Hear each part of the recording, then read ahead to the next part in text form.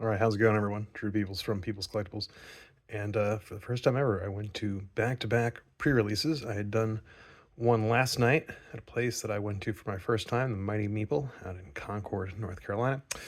And I felt kind of bad not going to the game store that I normally go to, called Your Local Game Store. That is actually the name, over in Mint Hill, also North Carolina.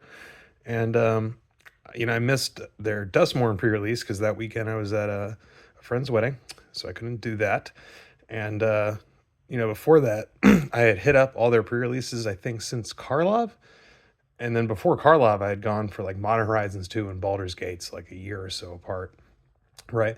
So I'd liked keeping it consistent again, and then I missed Dustmorn, and I was like, I still got the pre-release in, but I didn't go to the place I normally go to, and support your local game stores and all that. And I was like, I had a good time last night. Got the Twin Flame temporal manipulation, was happy about that.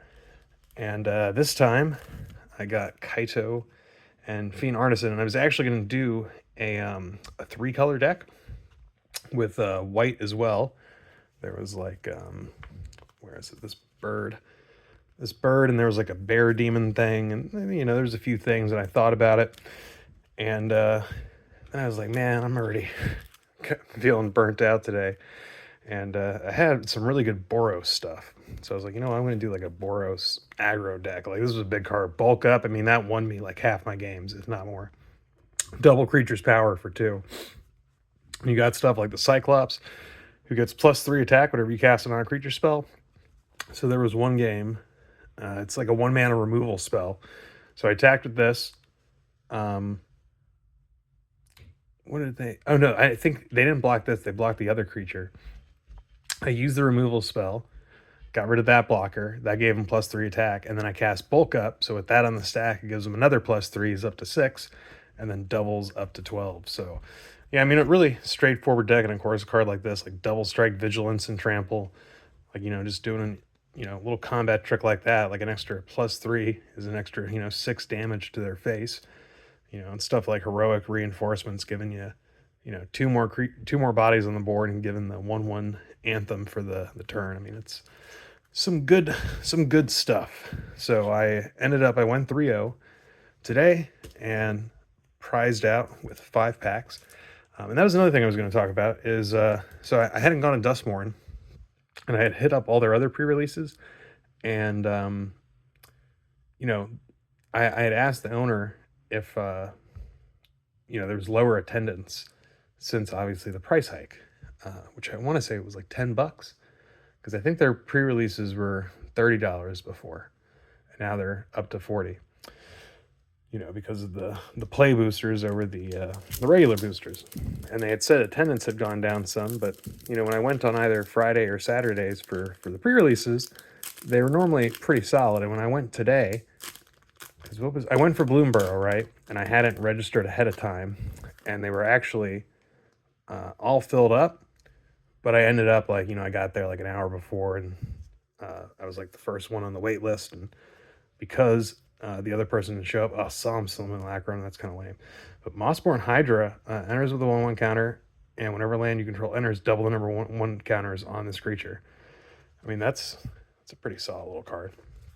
But anyway, the point being, like, yeah, with Bloomburrow, like, there was massive turnout, right? And with this, I called like ahead of time to make sure they had kits, and he was like, "Oh yeah, we definitely have plenty. Like, don't worry, about not registering."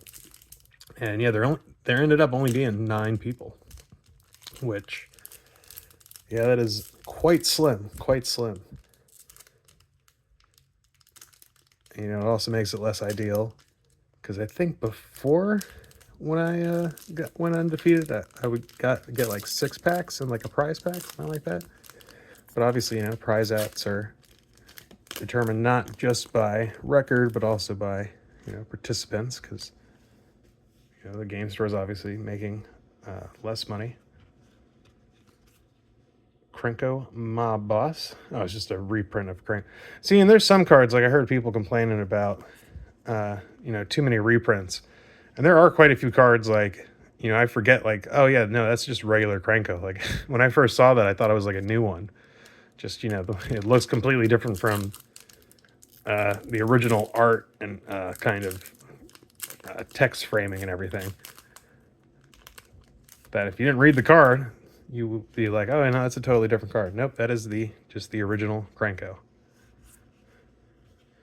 All right, Celestial Armor. Okay? Flash when it enters attached to target creature you control. That creature gains hexproof and indestructible on the turn. All right, that's pretty cool. I'm making my Boros equipment deck still, so I feel like that would be pretty good in there. All right, we got 2 packs left. Hoping for at least like 1 mythic or 1 real big spicy card. And who knows? I mean, the Hydra and the Armor both seem pretty good, but I'm not sure if any of them are like top dollar at the moment or something. All right, let's see. All right, back-to-back rares. Oh, what do we got? Preposterous Proportions. All right, it's kind of disappointing, honestly. Yeah, if you're going to get one of these like borderless cards, hope it'd be something cooler. High Fey Trickster. And Phyrexian Arena. You know, a few years ago, I would have been a lot more excited about this card, but now I have like so many copies of it that I do not care quite as much, if I'm being honest. Still, I mean, you know, halfway decent little fools. Nothing crazy. All right, we got 1 pack left. Last one. Can we get something out of this world? That is yet to be determined. But yeah, I mean, still overall, it was 75 between the 2 pre-releases, and I ended up getting 20 packs, right? Like 6 and 6 from the 2 kits, and then 3 from my prize out last night, and 5 from today. So I mean, yeah, it's pretty decent. Abyssal Harvester. I mean, this guy did really well against me earlier, so at least that part's cool. But yeah, nothing too crazy there. I was gonna say, also nothing too crazy here. Someone earlier got like an omniscience, however you pronounce it, and they were complaining about, oh, that's my promo, and I want it to be like a card that I can use in my deck. I'm like, dude, yeah, you might not be able to use in your limited deck right now. Are you really bitching about getting a promo version of that card? I got a fucking Brass's Bounty. Like, do you want to trade, bro? Like, get the hell out of here, man. Get the hell out of here. Anyway, yep, thanks for joining me. It's Drew, People's Collectibles, and I'll catch you on the next one. Bye now.